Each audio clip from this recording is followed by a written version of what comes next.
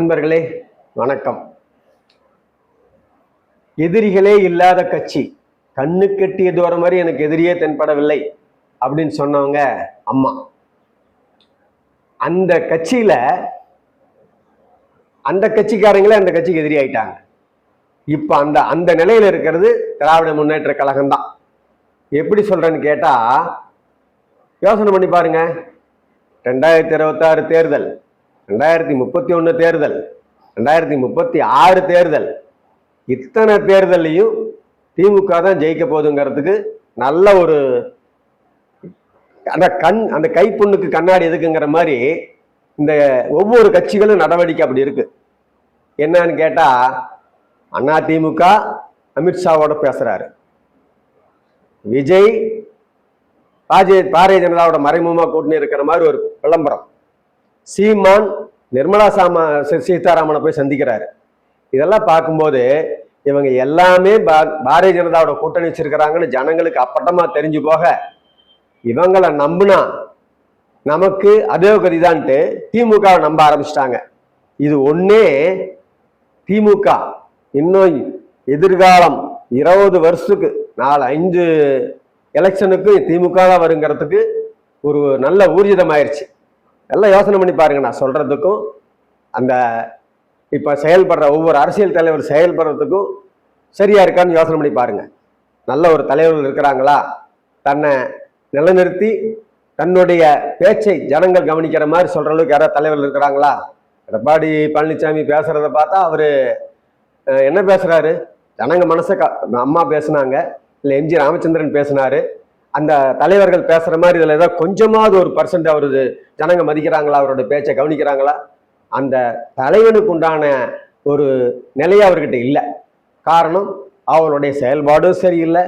அவரு இது வரைக்கும் போட்டியிட்ட அத்தனை எலெக்ஷன்லையும் தோத்துதான் போயிருக்கு அதிமுக. அது ஒண்ணு. இதோட அந்த கட்சியை விமர்சனம் பண்றோம்னு சொல்லி போட்டு பெரிய பெரிய தலைவர்களை விமர்சனம் பண்ணாங்க. அவர் கூட சேர்ந்த கட்சி கூட்டணி தலைவர்கள் யாருங்க? அண்ணாமலை பேசினாரு, அண்ணாவை பத்தி பேசினாரு, ஜெயலலிதா பத்தி பேசினாரு. அந்த அவங்களுக்கு வந்த ஓட்டும் போச்சு. இது ஒண்ணு. அடுத்தது சீமான் என்னமோ அவரு ரொம்ப எதிர்பார்க்கறாங்கன்னு சொல்லி போட்டு அனைத்து தலைவர்களும் எதிர்பார்க்கிற மாதிரி ஒரு ஷோ காட்டினாரு. கடைசியில பார்த்தா அவர் நிர்மலா சீதாராமன் கூட உட்காந்துக்கிட்டு ரகசியம் பேசிட்டு இருக்கிறார். அவருக்கும் அந்த வாய்ப்பு போச்சு. விஜய், நானே ஆச்சரியப்பட்டேன்.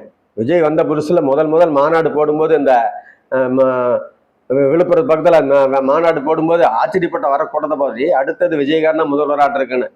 அப்புறம் கடைசியில பார்த்தா அவரும் தன்னோட செயலாளர் தன்னை இழந்துட்டாரு. இப்போ எல்லாருமே வர்ற அனைத்து எதிர்கட்சி தலைவர்களும் இந்த ஒன்றும் அவருடைய செயல்பாடு சரியில்லை, அவருடைய நடவடிக்கை சரியில்லை, பேசுற வார்த்தைகள் சொல்ற வார்த்தைகள்ல உறுதியின்மை, நம்பிக்கை ஏற்படுற மாதிரி பேச்சு இல்லை. இதுவே திமுகவுக்கு பெரிய ஒரு வெற்றியை தரப்போற அமைப்பா நான் கருதுறேன். அதை விட இன்னொன்னு, மு.க. ஸ்டாலின் அவர்கள் ஜாதக அடிப்படையில முதல்வரே ஆக முடியாதுன்னு 100க்கு 98 ஜோதிடர்கள் சொன்னாங்க. ஆனா என்ன நடந்தது? இவர் முதல்வரானார். அப்ப 98 இந்த சொன்ன ஆக மாட்டார்னு சொன்ன ஜோதிடர் இப்ப பெரிய ஜோதிடர் ஆயிட்டாங்க. ஏன்னு கேட்டா, தன்னை விளம்பரப்படுத்திக்கத்தான் அவங்க பேசுறாங்களே ஒழிய உண்மையா பேசல. ஜோதிடம் பொய் கிடையாது, ஜோதிடர்கள் தான் பொய். இப்ப நான் சொல்றேன் கேட்டுங்க.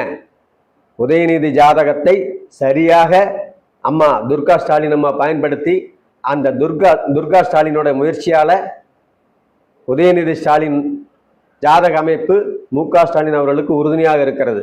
இன்னும் பாருங்க, அந்த குடும்பத்துல இன்னும் அவங்க தோண்டிக்கிட்டே இருப்பாங்க. அந்த குடும்பத்துல அடுத்தடுத்து இந்த குடும்பம் இல்லைன்னா திமுக இல்லைங்கிற அளவுக்கு வந்துருச்சு. காரணமே திமுகவின் பலமே அந்த குடும்பம் தான் அப்படிங்கிறத ஊர்ஜிதமா சொல்லலாம்.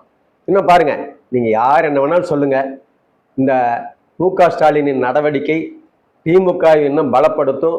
இன்னும் பல நூறாண்டு காலங்களுக்கு அது வாழ வைக்கும். இது நடக்கும். இந்த ஜாதக அமைப்புப்படி துர்கா ஸ்டாலின் அம்மையார் சரியாக தன்னுடைய மகனின் ஜாதகத்தையும் குடும்ப ஜாதகத்தையும் ஆன்மீக வழியிலே கரெக்டாக பயன்படுத்தி மு.க. ஸ்டாலின் நிரந்தர முதல்வராக அவரு துணை புரிஞ்சிட்டு இருக்கிறாரு. இது எங்களுக்கு ஒரு பெரிய பலம். ஜோதிடர்களுக்கு இது ஒரு பெரிய பலம். நல்ல ஜோதிடர்களுக்கு, உண்மையை சொல்ற சரியான ஜோதிடர்களுக்கு ஒரு பலம். இதை வந்து நான் ரொம்ப பெருமையாக நினைக்கிறேன். அவங்க வந்து சாமி இல்லைன்னு சொல்ற கட்சி அது வேற. ஆனா அவங்களாலதான் சாமியே காப்பாற்றப்படுது. ஒரு சிலர் சாமியை காப்பாற்றுறன்னு சொல்லி போட்டு அரசியல் ஆக்குறாங்க, அது வேற, அது அப்புறம் பேசிக்கலாம். இப்போ ஆன்மீக வழியை காப்பாத்துறது திமுக தான், சாமியை வழிபட வச்சது திமுக தான். இது ஒரே ஒரு காரணம் சொல்றேன். எந்த காலத்துல கோயில்கள் மூடப்பட்டது? திமுக ஆட்சியிலையா? அண்ணா திமுக ஆட்சியிலையும் பாரதிய ஜனதா ஆட்சியிலையும். எப்போ? கொரோனா சமயத்துல. யோசனை பண்ணி பாருங்க.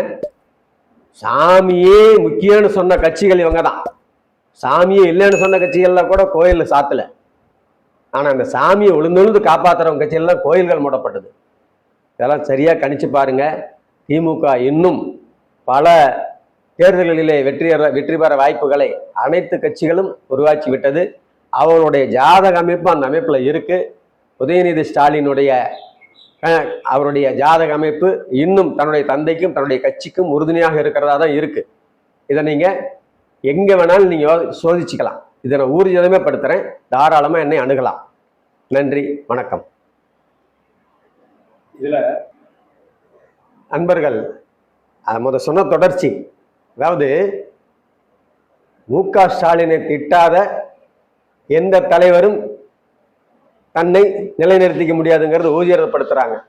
திமுகவை திட்டாத யாருமே தன்னை நிலைநிறுத்திக்க முடியாது.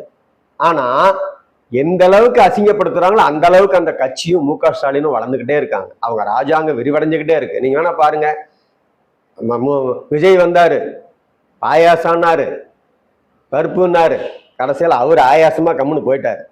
அமித்ஷா வந்தாரு, என்னென்னவோ பண்ணி பார்த்தாரு, ஒரு சாவும் முடியல. இது மாதிரி சீமான் அவரை திட்ட மு.க. ஸ்டாலினை வந்து அசிங்கப்படுத்த அவர் வளர்ந்துக்கிட்டே இருக்கிறார். ஏன்னா அவருடைய ஜாதக அமைப்பு அப்படி. அந்த ஜாதக அமைப்பு இன்னும் அவருக்கு வளர்ச்சி கொடுக்கும் ஒழிய நிறைய வளர்ச்சி திமுகவுக்கு கொடுக்க போகுது. அவருடைய அமைப்பு கரெக்டா திட்டமோடு செஞ்சிட்டு இருக்குது. அந்த ஜாதக அமைப்பே அவருடைய முழு ராஜாங்கத்தையும் வலுப்படுத்திட்டு இருக்கு.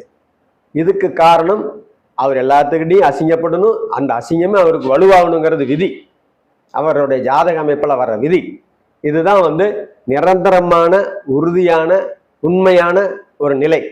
இதை எந்த ஜோதிடரும் கணிச்சாலும் இனிமேல் மாற்ற முடியாது, மாற்ற நினைச்சாலும் மாற்ற முடியாது. ஏன்னா அவருடைய ஜாதக அமைப்பு அந்த அளவுக்கு இருக்கு. இது வேணா நீங்க நான் சொல்றேன், 2036 வரைக்கும் நான் சொல்லியிருக்கிறேன். அது வரைக்கும் நான் இருக்கிறேன்னா இல்லையோ, நீங்களாம் இருப்பீங்க. பாருங்க என்ன நடக்குதுன்னு பாருங்க. நான் சொன்னது சரியா தப்பான்னு யோசனை பண்ணி பார்த்துக்கணும்.